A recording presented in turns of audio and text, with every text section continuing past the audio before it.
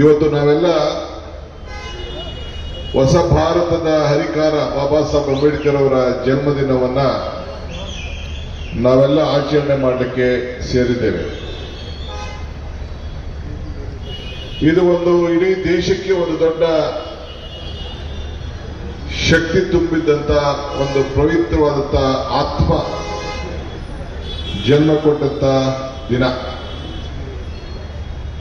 ಇವತ್ತು ನಮ್ಮ ಹ್ಯಾರಿಸ್ ಅವರು ಸಮಾಜದ ಋಣವನ್ನು ತೀರಿಸಬೇಕು ಅಂತ ಹೇಳಿ ನಾನು ಸಂಸ್ಕೃತದಲ್ಲಿ ಒಂದು ಶ್ಲೋಕ ಹೇಳ್ತಾ ಇರ್ತೇನೆ. ಅಂದ್ರೆ ಭೀಷ್ಮ ಧರ್ಮರಾಯನು ಒಂದು ಮಾತು ಹೇಳ್ತಾನೆ, ಋಣೈ ಚತುರ್ಭಿ ಸಂಯುಕ್ತ ಜಾಯಂತೆ ಮಾನವ ಭೂಯಿ ಇತ್ತು ದೇವರ್ಷಿ ಮನುಜೈ ತೇಪ್ಯಸ್ತೆ ಧರ್ಮತ. ಅಂದ್ರೆ ಮನುಷ್ಯ ಹುಟ್ಟುವಾಗ ನಾಲ್ಕು ಋಣಗಳನ್ನೇ ಹುಟ್ಟದಂತೆ. ಒಂದು ತಂದೆ ತಾಯಿ ಋಣ, ಒಂದು ದೇವರ ಋಣ, ಒಂದು ಸಮಾಜದ ಋಣ, ಇನ್ನೊಂದು ಗುರುವಿನ ಋಣ. ಈ ಋಣವನ್ನ ತೀರಿಸಬೇಕಾದ್ರೆ ಧರ್ಮದಿಂದ ತೀರಿಸಬೇಕಂತೆ. ಹೇಗೆ ನಮ್ಮ ಏರ್ಪೋರ್ಟ್ ರೋಡ್ ಅಲ್ಲಿ ಬಂದ ತಕ್ಷಣ ನಾವು ಇವತ್ತು ಬಾಬಾ ಸಾಹೇಬ್ ಅಂಬೇಡ್ಕರ್ ಅವರ ಪುತ್ಥಳಿಯನ್ನ ನಾವು ಅನಾವರಣ ಮಾಡಿದ್ದೇವೆ. ಅವರು ಇವತ್ತು ಹಿಂದೆ ರಾಜ್ಕುಮಾರ್ ಅವರ ಪುತ್ಥಳಿಯನ್ನು ಅನಾವರಣ ಮಾಡಿದ್ರು. ಹಾಗೆ ಸಂಗೊಳ್ಳಿ ರಾಯಣ್ಣ ಪುತ್ಥಳಿಯನ್ನು ಕೂಡ ಅನಾವರಣ ಮಾಡಿದ್ರು.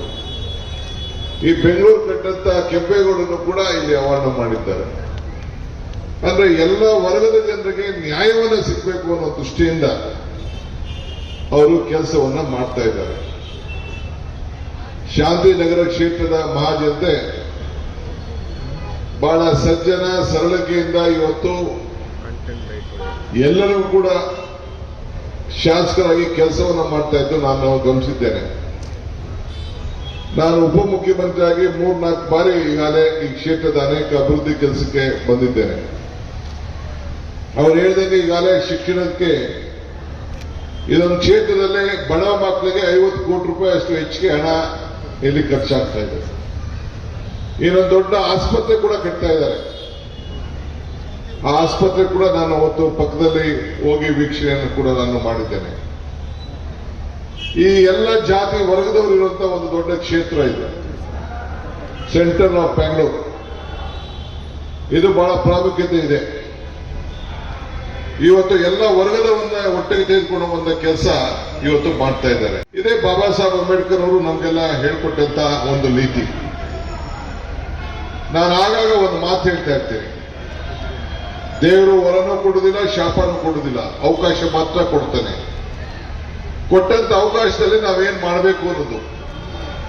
ಹಾಗೆ ಬಾಬಾ ಸಾಹೇಬ್ ಅಂಬೇಡ್ಕರ್ ಅವರಿಗೆ ಭಾರತ ರಾಷ್ಟ್ರೀಯ ಕಾಂಗ್ರೆಸ್ ಪಕ್ಷ ಸಂವಿಧಾನದ ರಕ್ಷಣೆ ಮಾಡುವಂತ ಒಂದು ದೊಡ್ಡ ಅವಕಾಶವನ್ನ ಸೋತ ಮೇಲೆ ಅವ್ರನ್ನ ರಾಜ್ಯಸಭೆಗೂ ತೆಗೆದುಕೊಂಡು ನೆಹರು ಅವರವ್ರ ಮೇಲೆ ಅಪಾರವಾದಂತಹ ನಂಬಿಕೆಯನ್ನು ಇಟ್ಕೊಂಡು ನೀವು ಈ ಜವಾಬ್ದಾರಿಯನ್ನು ತೆಗೆದುಕೊಳ್ಬೇಕು ಕಾನೂನು ಮಂತ್ರಿಯಾಗಿ ಅಂತ ಹೇಳಿ ಕೊಟ್ಟಾಗ ಬರೀ ದಲಿತರ ಬಗ್ಗೆ ಅವರು ಚಿಂತನೆ ಮಾಡಲಿಲ್ಲ. ಶೋಷಿತ ನೊಂದಂತ ಎಲ್ಲ ಜನರು ಕೂಡ ಸಮಾನತೆಯನ್ನ, ಕುವೆಂಪು ಹೇಳಿದ್ರೆ ಸರ್ವರಿಗೂ ಸಮಬಾಳು ಸಮಪಾಳು ಅಂತ ಹೇಳ್ದಂಗೆ ಎಲ್ಲರಿಗೂ ನ್ಯಾಯವನ್ನು ಒದಗಿಸ್ಕೊಡ್ಬೇಕು ಅಂತ. ಸಂವಿಧಾನ ಅಂದ್ರೇನು?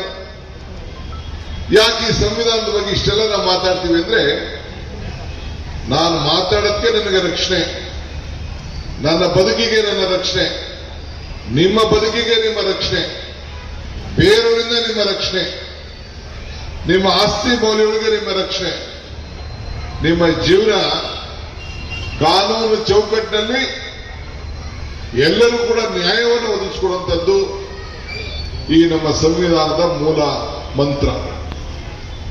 ಅದಕ್ಕೆ ನಾವು ನಮ್ಮ ನಿಯಮ ಪಾಲನೆಯನ್ನ ಯಾವ ರೀತಿ ನಾವು ಮಾಡ್ಕೊಡ್ತೀವೋ ಆ ದೃಷ್ಟಿಯಿಂದ. ಸೊ ಇವತ್ತು ಸಂವಿಧಾನವನ್ನ,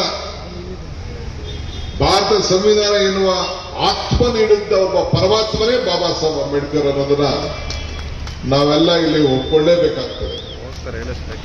ಇವತ್ತು ಎಷ್ಟೋ ಪುತ್ಥಳಿಗಳನ್ನ ನಾವೆಲ್ಲ ಗಮನಿಸಿದ್ದೇವೆ, ಎಷ್ಟೋ ದೇವರ ಪುತ್ಥಳಿಗಳನ್ನು ನಾವು ಗಮನಿಸಿದ್ದೇವೆ, ವಿಗ್ರಹಗಳನ್ನು ಗಮನಿಸಿದ್ದೇವೆ. ಆದರೆ ಇಡೀ ಭಾರತದ ಉದ್ದಗಲಕ್ಕೂ ಕೂಡ ಬಾಬಾ ಸಾಹೇಬ್ ಅಂಬೇಡ್ಕರ್ ಅವರ ಪುತ್ಥಳಿ ಇರುವಷ್ಟು ಯಾವ ನಾಯಕರ ಪುತ್ಥಳಿ ಕೂಡ ಈ ದೇಶದಲ್ಲಿ ಯಾರು ನೋಡಲಿಕ್ಕೆ ಸಾಧ್ಯ ಇಲ್ಲ. ಕಾರಣ ಇವತ್ತು ಎಲ್ಲರೂ ಕೂಡ ರಕ್ಷಣೆ ಕೊಡಲಿಕ್ಕೆ, ಇವತ್ತು ನೊಂದಂತ ಜನರಿಗೆ ನ್ಯಾಯವನ್ನು ಕೊಡಲಿಕ್ಕೆ, ಅಸ್ಪೃಶ್ಯತೆಯನ್ನು ನಿರ್ಮೂಲನೆ ಮಾಡಲಿಕ್ಕೆ ಇವತ್ತು ನಮ್ಮಲ್ಲಿ ಮಾನವತಾವಾದಿ ಮಾನವೀಯತೆ ಇದಕ್ಕೆ ಗೌರವವನ್ನು ಕೊಡುವಂತ ಒಂದು ದೊಡ್ಡ ತೀರ್ಮಾನವನ್ನ ಮಾರ್ಗದರ್ಶನ ಕೊಟ್ಟು ಈ ಸಂವಿಧಾನದಲ್ಲಿ ರಕ್ಷಣೆ ಮಾಡಿಕೊಟ್ಟು ಇವತ್ತು ನಮ್ಮ ನಾಯಕರಂತ ರಾಹುಲ್ ಗಾಂಧಿಯವರು ಕೂಡ ಪ್ರಮಾಣ ವಚನ ತೆಗೆದುಕೊಳ್ಳುವಾಗ ಈ ಸಂವಿಧಾನದ ಪೀಠಿಗೆಯನ್ನು ಇಟ್ಕೊಂಡೇ ಸಂವಿಧಾನವನ್ನು ತೆಗೆದುಕೊಂಡು ನಾವೆಲ್ಲ ಇದನ್ನು ಗಮನಿಸಿದ್ದೇವೆ.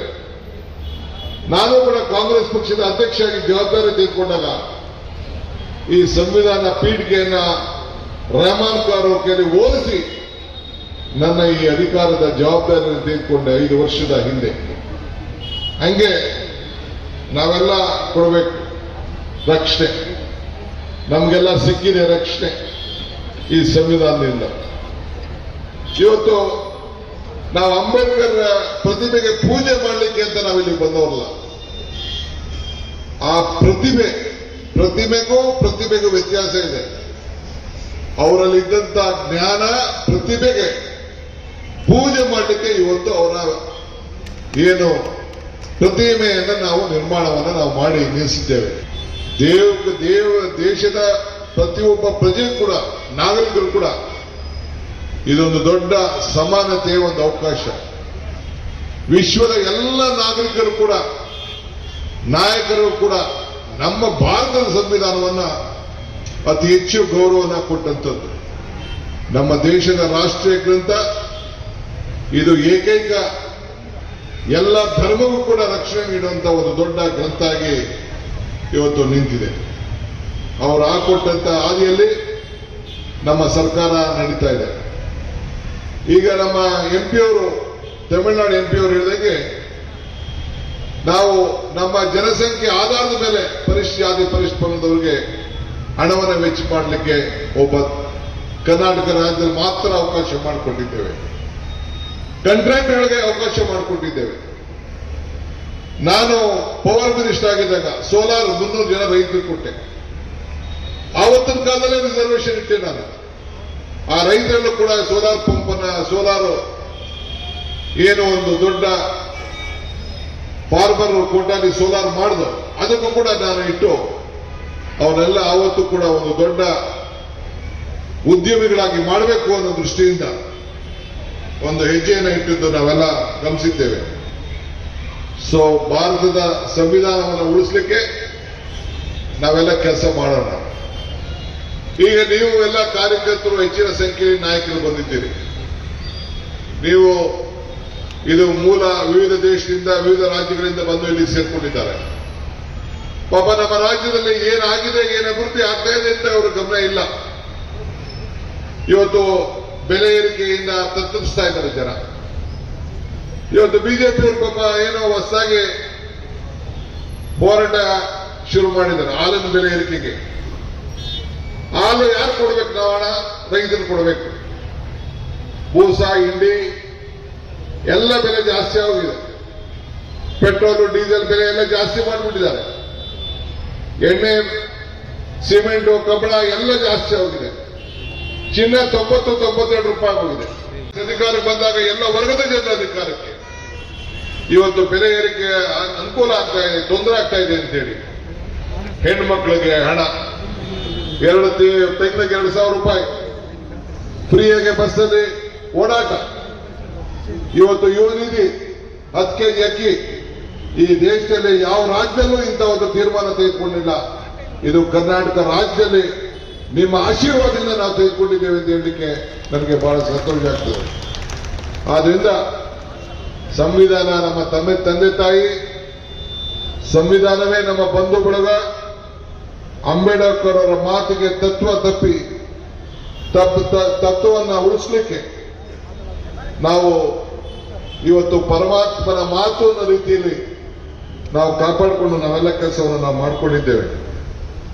ನಾವು ಹೋರಾಟ ಮಾಡು, ಯಾವ ಕಾರಣಕ್ಕೂ ನೀವು ಹೋರಾಟದಲ್ಲಿ ಯಾವ ತೊಂದರೆಗೂ ತಗಲಾಕೊಳ್ಳಕ್ಕೆ ಹೋಗಬೇಡ, ಆದ್ರೆ ನೀನು ಮಾರಾಟ ಮಾತ್ರ ಆಗ್ಬೇಡ ಅಂತ ಹೇಳಿ ಬಾಬಾ ಸಾಹೇಬ್ ಅಂಬೇಡ್ಕರ್ ಅವರು ನಮಗೆ ಮಾರ್ಗದರ್ಶನವನ್ನು ಕೊಟ್ಟಿದ್ದಾರೆ. ಇತಿಹಾಸವನ್ನು ಮತ್ತವನು ಇತಿಹಾಸವನ್ನು ಸೃಷ್ಟಿ ಮಾಡಲಿಕ್ಕೆ ಸಾಧ್ಯ ಇಲ್ಲ, ಅದನ್ನು ಕೂಡ ಅವರು ನಮಗೆ ಹೇಳಿದ್ದಾರೆ. ಹಂಗೆ ಇತಿಹಾಸವನ್ನ ಸೃಷ್ಟಿ ಮಾಡಬೇಕಾದ್ರೆ ನಿಮ್ಮ ಬದುಕಿನಲ್ಲೂ ಕೂಡ ನೀವು ಏನಾದ್ರು ಒಂದು ಸಾಧನೆಯನ್ನು ಮಾಡಬೇಕು, ಹೃದಯ ಶ್ರೀಮಂತಿಕೆಯನ್ನು ತಂದು ಹೋಗಬೇಕು. ಈ ಭಾರತದ ಸಂವಿಧಾನವನ್ನು ನಾವು ರಕ್ಷಣೆಯನ್ನು ಮಾಡಲಿಕ್ಕೆ ನಾವೆಲ್ಲ ಕೂಡ ಒಗ್ಗಟ್ಟಿನಿಂದ ದುಡಿಯೋಣ. ಹಿಂದುಳಿದವರು, ಬುಡಕಟ್ಟಿನವರು, ಪರಿಷ್ಠ ಜಾತಿಯವರು ಮತ್ತು ಎಲ್ಲ ವರ್ಗದವರು ಕೂಡ ಸಮಾನತೆಯಿಂದ ಕಾಣೋಣ, ಮಾನವೀಯತೆಯಲ್ಲಿ ನಾವು ಮೆರೆಯೋಣ. ಇವತ್ತು ನನ್ನ ಮಿತ್ರ ಅಂತ ಹ್ಯಾರಿಸ್ ಅವರ ಕ್ಷೇತ್ರಕ್ಕೆ ಬಂದು ನನಗೆ ಇನ್ನ ಒಂದು ಇದೇ ರೀತಿ ಪುತ್ಥಳಿ ಕಾರ್ಯಕ್ರಮ ಇದೆ, ಅಲ್ಲಿ ಹೋಗಿ ಅದು ಮುಗಿಸ್ಕೊಂಡು ಇನ್ನೊಂದು ಕಾರ್ಯಕ್ರಮ 3-4 ಕಾರ್ಯಕ್ರಮಕ್ಕೆ ನಾನು ಟೈಮ್ ಕೊಟ್ಟಿದ್ದೇನೆ. ನಾನು ಜಾಸ್ತಿ ಹೊತ್ತು ಈ ಕಾರ್ಯಕ್ರಮದಲ್ಲಿ ಇರ್ಲಿಕ್ಕೆ ಆಗುವುದಿಲ್ಲ. ಬಟ್ ಮುಂದಕ್ಕೆ ಮತ್ತೆ ನೀವು ಇನ್ನ ಹೆಚ್ಚು ಬಹುಮತದಿಂದ ಮಿತ್ರ ಹ್ಯಾರಿಸ್ ಅವರನ್ನ ಗೆಲ್ಲಿಸಿ ತಾವೆಲ್ಲ ಕೂಡ ಇನ್ನೂ ಹೆಚ್ಚಿನ ಶಕ್ತಿಯನ್ನು ಕೊಡಬೇಕು. ಇವತ್ತು ನಾನು ಬಂದ ಉದ್ದೇಶ ನಿಮಗೆ ಭಾಷಣ ಮಾಡಲಿಕ್ಕಲ್ಲ, ಇಡೀ ಕರ್ನಾಟಕದ ಸರ್ಕಾರ ಹ್ಯಾರಿಸ್ ಅವರ ಜೊತೆ ಇದೆ ಅನ್ನೋ ಮಾತನ್ನ ಹೇಳಲಿಕ್ಕೋಸ್ಕರ ನಾನು ಇಲ್ಲಿಗೆ ಬಂದಿದ್ದೇನೆ. ತಾವೆಲ್ಲ ಕೈ ಜೋಡಿಸ್ಬೇಕು. ಒಳ್ಳೆ ಕೆಲಸ ಮಾಡ್ತಾ ಇದ್ದಾರೆ. ಒಬ್ಬ ಸರಳ ಸಜ್ಜನಿಕೆ ಎಲ್ಲ ವರ್ಗದ ಜನರನ್ನು ಒಟ್ಟಿಗೆ ತೆಗೆದುಕೊಂಡು ಹೋಗುವಂತ ಕೆಲಸವನ್ನು ಅವರು ಮಾಡ್ತಾ ಇದ್ದಾರೆ. ಅವರ ಕೈಯನ್ನು ಬಲಪಡಿಸಬೇಕು ಅಂತ ಹೇಳಿ ಪ್ರಾರ್ಥಿಸಿ ಶುಭವನ್ನು ಹಾರೈಸಿ ನನ್ನ ಮಾತನ್ನು ಮುಗಿಸ್ತೇನೆ. ಜೈ ಹಿಂದ್, ಜೈ ಕರ್ನಾಟಕ, ಜೈ ಭೀಮ್. ಆಗ್ಬೋದಲ್ಲ ಎಲ್ಲರಿಗೂ ನಮಸ್ಕಾರ.